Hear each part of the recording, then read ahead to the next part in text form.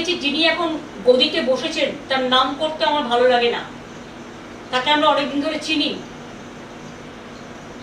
তিনি নিজে বসে লুট করছিলেন, ডেটা সেন্টারে বসে আমি নিজে দেখে এসেছি। আমাকে ঘাট ধাক্কা দিতে দিতে তাড়িয়ে দেওয়া হয়েছে, হলের বাইরে বের করে দেওয়া হয়েছে। সিআরপিএফ আর বিজেপির কর্মীরাও আমি শুনেছি পুলিশের ড্রেস পরে, সিআরপিএফ এর ড্রেস পরে ভেতরে বসেছিল। আর যারা ডেটা সেন্টারে বসেছিল তারা কিন্তু সবটাই বিজেপির আইটি সেন্টারের লোক ছিল বলে আমি শুনেছি। আমি সহ, আমার চিফ ইলেকশন এজেন্ট সহ, আরো 4টে দল সহ অন্যান্য পার্টির এজেন্টদেরও সবাইকে বের করে দেওয়া হয়েছিল। তারপরে রেজাল্টটা ডিক্লেয়ার করেছে জেতার জায়গায় হারা, হারার জায়গায় জেতা। এই পাশাটাই উল্টেছে প্রায় 150 সিটে, এবং সেটা না হলে আমরা 220 থেকে 230টা সিট পেতাম। মানুষের জন্য দোষী নয়, মানুষের জন্য দায়ী নয়। আর যদি সত্যি আপনারা জিতে থাকতেন তাহলে মানুষের মধ্যে আনন্দ কেন নেই? মানুষের মধ্যে স্বতঃস্ফূর্ততা কেন নেই? কেন বাংলা আজকে লুম্পেনদের হাতে ছেড়ে দিয়েছে, যারা মাথায় ফেট্টি পড়ে আর মোটর বাইক নিয়ে লুট করছে মানুষের ঘর, পার্টি অফিস লুট করছে, বাড়ি লুট করছে, মা বোনদের আত্মসম্মান লুট করছে। মহিলা ধর্ষিত হবার পরেও ভগবানপুরে মুখ খুলে বলতে পারিনি মন খুলে যে আমি ধর্ষিতা হয়েছি, কারণ সেখানে বিজেপি কাকে নামিয়েছে? রাষ্ট্রীয় সন্ত্রাসের নামে যে ফৌজ, যারা মানুষকে, ফৌজ মানে প্রশাসন, রাজ্য প্রশাসন, যারা মানুষকে নিরাপত্তা দেবেন, আজকে রক্ষক হয়ে গেছে ভক্ষক। আমিও এতদিন প্রশাসন চালিয়ে এসেছি, আমি কোনোদিন প্রশাসনে যারা পুলিশের উর্দি পরে অনেক কাজ করে তাদের প্রতি আমার শ্রদ্ধা আছে। আমার সাথেও তো তারা কাজ করেছে, আমরা কখনো এসব জিনিস করতে বলিনি, কারণ এই রাজনীতি আমরা বিশ্বাস করি না। যার জন্য 2011-তে পরিবর্তন হওয়ার পরে আমরা রবীন্দ্রসঙ্গীত বাজাতে বলেছিলাম, নজরুল সঙ্গীত বাজাতে বলেছিলাম, আর এবারে তো রবীন্দ্র জয়ন্তীটাই পালন হলো না। আমি নিজে পারমিশন চেয়েছিলাম, দেয়নি। আমরা তখন আমার নিজের বাড়িতে এখানে আমরা রবীন্দ্র জয়ন্তী পালন করেছি। আজকে এমন অবস্থা, একটা মিটিং করতে পারমিশন দেওয়া হচ্ছে না। প্রতিদিন আমাদের নির্বাচিত কাউন্সিলরদের অ্যারেস্ট করা হচ্ছে, মিউনিসিপ্যালিটি কাউন্সিলরদের অ্যারেস্ট করা হচ্ছে, মিউনিসিপ্যালিটির ঘরগুলো গুন্ডারা গিয়ে দখল করছে। 2500-এর বেশি পার্টি অফিস আমাদের লুম্পেনরা দখল করে নিয়েছে পুলিশকে সামনে রেখে। এবং আমাদের নেতারা যখন পুলিশকে ফোন করে জানাচ্ছে আমার সব লুট করে নিচ্ছে বাড়ি থেকে, আমার ক্লাব ঘর থেকে, আমার পার্টি অফিস থেকে, তখন পুলিশ বলছে ইনস্ট্রাকশন আছে। মানে যিনি এখন লুট করে, ভোট লুট করে রাজ শাসনে বসেছেন, তার তো চেয়ারে বসারই কথা নয়। তিনি কি করে বুঝবেন মানুষের দুঃখ দরদ? তৃণমূল কংগ্রেস দেখলে কয়েকটা লুম্পেন চোর চোর বলে বলে বেড়াচ্ছে। কারা এরা? এরা বাংলার লোক নয়, বহিরাগত। তারা বাংলার সংস্কৃতি জানে না, তাই ক্ষমতায় এসে বুলডোজার চালিয়ে মানুষের বাড়ি ভেঙে দিচ্ছে, হকারদের জীবন জীবিকা কেড়ে নিচ্ছে। গরিব অসহায় মানুষ আজকে না খেতে পেয়ে রাস্তায় ভিক্ষে করে বেড়াচ্ছে।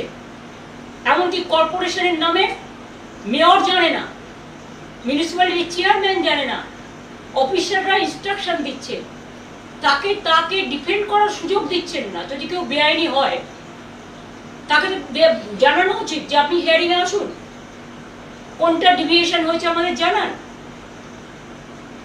হিয়ারিং এ এসে যদি আপনি দেখেন ছোটখাটো ডিভিয়েশন, তাহলে সেখানে অ্যামেন্ডমেন্ট করা আছে, পেনাল্টি করতে পারে। কিন্তু সেটা না করে আপনারা কি করছেন? গায়ের জোরে মানুষ কত কষ্ট করে একটা ঘর তৈরি করে, একটা আশ্রয় তৈরি করে, সব ধর্মের ক্ষেত্রেই করছে, শুধু তিলিজলা তপসিয়া নয়।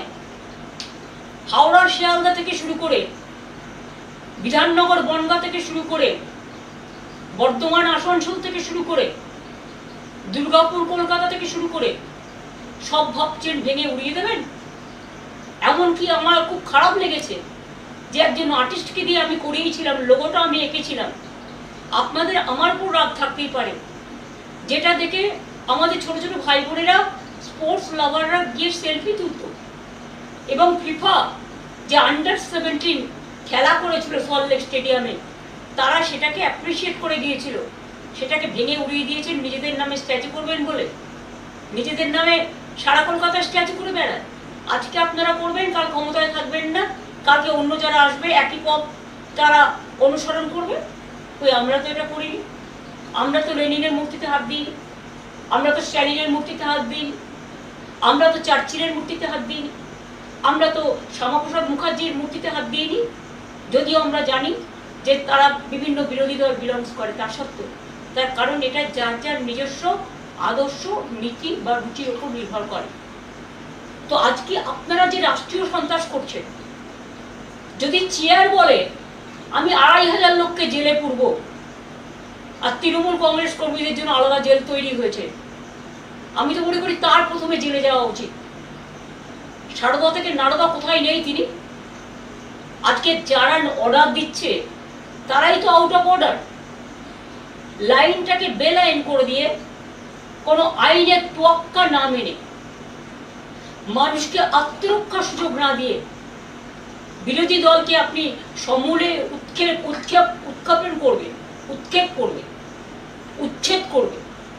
উচ্ছেদ করাটাই আপনাদের লক্ষ্য। আপনারা গড়তে পারেন না, আমরা গড়ে এসছি, আপনারা ভাঙছেন। এমনকি বিশ্ব বাংলার মতো ব্র্যান্ডকেও পর্যন্ত অনেক দোকান আপনাদের লুম্পেনরা ভেঙেছে। কাল বিধাননগর থেকে আমি শুনেছি সুফল বাংলা গরিব মানুষ সহজে অল্প সস্তায় খাবার পেত, সেটাকেও তুলে নেওয়া হয়েছে। অনেক কিছু বন্ধ করে দিয়েছে। মে মাসে তো কেউ লক্ষ্মীর ভান্ডার পায়নি। মে জুন মিলিয়ে 2 মাস 3 মাস দেবে, তারপর অন্ধকার অন্ধকারেই থেকে যাবে। মনে রাখবেন, বাজেটে বলা হয়েছিল 1 এপ্রিল থেকে সরকারি কর্মচারীরা ডিএ পাবে। তো আজকে তো মে মাস হয়ে গেল। আপনারা বললেন 7th পে কমিশন আপনারা করলেন, এটা আমরা বাজেটে অ্যানাউন্স করে দিয়ে এসেছি। এর জন্য ক্যাবিনেট হয়েছে। মনে রাখবেন, বাজেট হবার আগে একটা স্পেশাল ক্যাবিনেট হয়, এবং ক্যাবিনেটে এগুলো ধার্য হয়েছে। একটা কথা আছে না, old wine in a new bottle, পুরনো বোতলে নতুন মদ। যদিও কথাটা শুনতে ভালো লাগে না, তো আপনারা কি করছেন? আমাদেরই পড়ে যাওয়া জিনিসগুলো অপব্যাখ্যা করছেন, নানা রকম নাম দিচ্ছেন। রেশন পাবে না, বিয়ের ভাতা পাবে না, মিড ডে মিল পাবে না, কেউ ঘর থেকে বেরোবে না।